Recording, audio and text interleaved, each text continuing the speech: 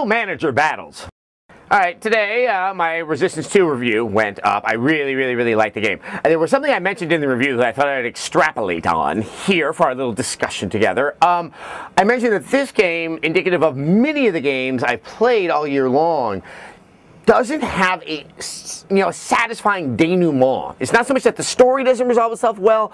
In most cases, it just feels like the final boss battle doesn't live up to kind of the narrative build-up that the game has had. And this is very true of a lot of games that come out this year because, as in most years, the future of the world, the safety of the world, the existence of the world is at stake, and you need to stop the end of the world from happening. You see that in Fable 2 behind me. You had a little bit of that in 2 Human. You even had that in Condemned 2.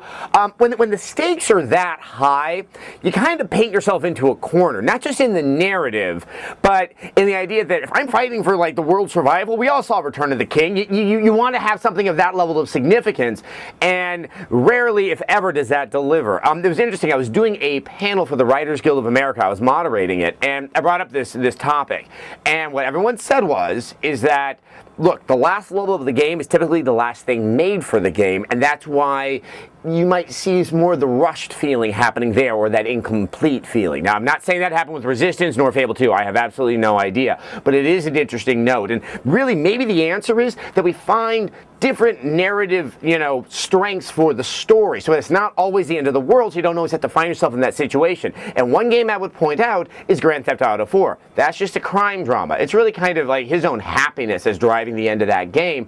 And it's a very big kind of boss level that happens at the end of it. And it feels appropriate for everything that's built up to that point. You don't raise the expectation of the player, so it's much easier to not underdeliver. It's just something that I'm throwing out there. I gotta say, Fable 2 and Resistance 2 are 2 of the best games of the year, and they are in no way that flawed because of that. But it's something that I'm noticing more and more in games out there, and so I thought I'd point it out.